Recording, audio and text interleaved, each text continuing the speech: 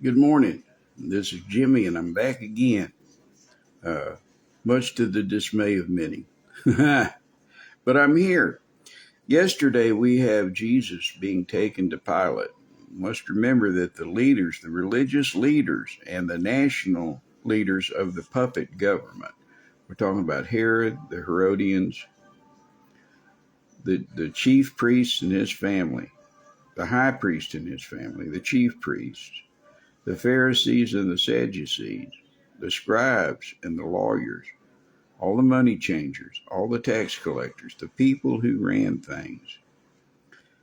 It was their will to bring him to Pilate, and the main reason was this, is so that they would have accused him before the governor, as it says in the Gospel of Luke, and that the Romans would kill Jesus instead of the Jewish religious leadership. Good morning, Benny. It was designed, planned, plotted for the Romans to kill Jesus, so that the Jewish leaders could say, "Hey, and we didn't do it. The Romans killed him." I'm not talking about the Jewish people or the nation of Israel. I'm talking about these religious leaders who ran things. I'm talking about the ruling class, the rich people who decided things and paid all the money and had all the money. So, nothing has changed. The rich people still make all the decisions and spend all the money, and they decide for the rest of us. And as much as you can get past that, the better you can do.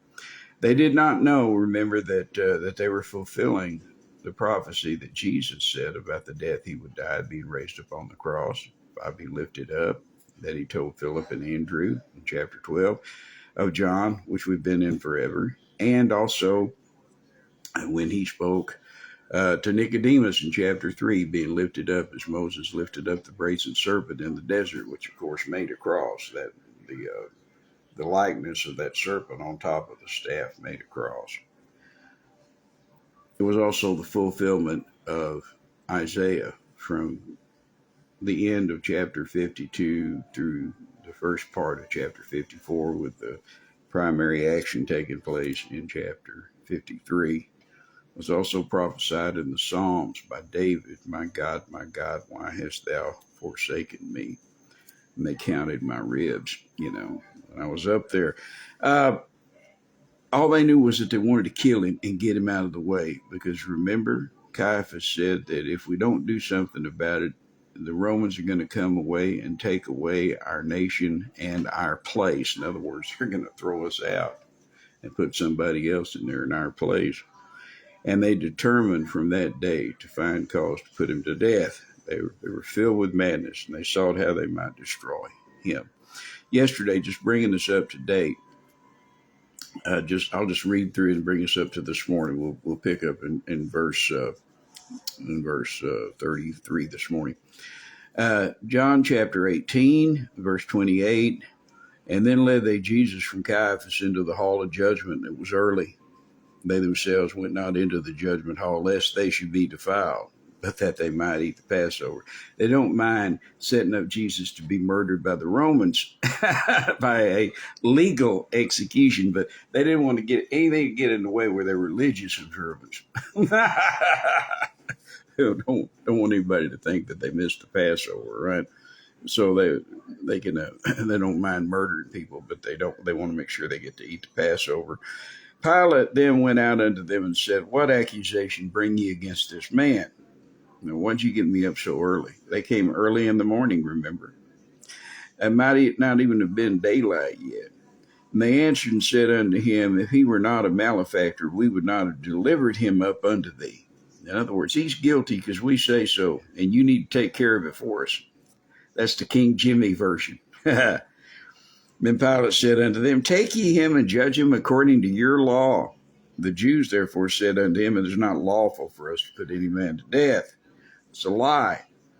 They stone people for any infraction of their laws, and especially the Pharisaical law.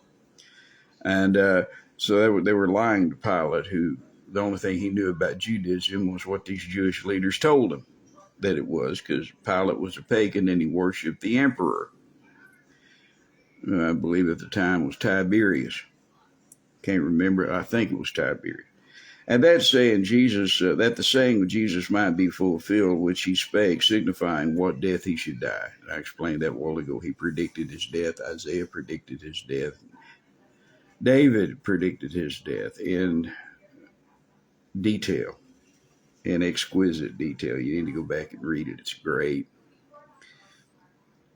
Picking up today in verse 33. Then Pilate entered into the judgment hall again and called Jesus and said unto him, Art thou the King of the Jews? Just asked him, hey, they say you're the King of the Jews, are you? Jesus answered him and said, Sayest thou this thing of thyself, or did others tell it thee of me?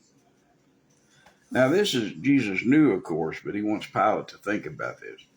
He wants Pilate to think, well, is this the King of the Jews, or am I mocking him? He wants to put Pilate on notice that, hey, you need to watch your manners. Even though you're fixing to kill me, I am the Son of God, and you're going to have this on your hands for a long time, no matter how many times you wash him in the basin. And Pilate had not yet called for the basin to wash his hands of the matter, which we see in Matthew chapter 27. Pilate answered, Am I a Jew? He said, look, the only reason I know anything about you is because these schmoes over here, this kangaroo court has told me. He said, but I can tell by the way they're acting that you haven't done anything worthy of death. You're not guilty. I want you to tell me your side of the story. That's what Pilate is saying as a judge of imperial Rome, as the procurator, as the proconsul, as the governor of Judea, the direct representative of Tiberius. He says, look, I can see that you're innocent, but you're going to have to give me something to go on. You're going to have to tell me your side of the story. Pilate answered, and am I a Jew? Thine own nation and the chief priest have delivered thee unto me. What hast thou done? Again, the chief priest and the rulers, they want to kill you. All I know is their side of the story. You need to tell me what's going on.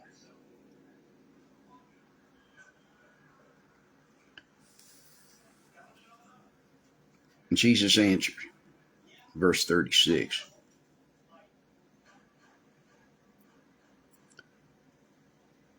My kingdom is not of this world. And what he means is my kingdom is not now, my kingdom is not of this age. But his kingdom will be of this world. He is coming back to rule in glory. It's called the millennial kingdom. It'll last for 1,000 years. There are always people pulling up on Saturday morning, but they're not going to have much luck here because I'm not going to answer the door because I'm going to keep doing this until I'm through. My kingdom is not of this world. My kingdom is not of this age. My kingdom is not of this era. My kingdom is not of this epoch. My kingdom does not belong to this world. If my kingdom were of this world, then would my servants fight that I should not be delivered to the Jews?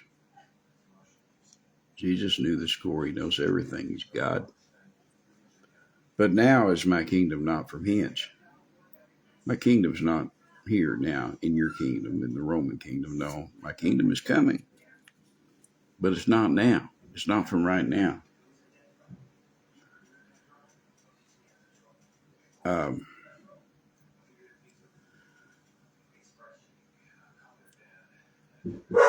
going to have to get off here. I'm sorry. I'm sorry. There are people at the door waking up the house.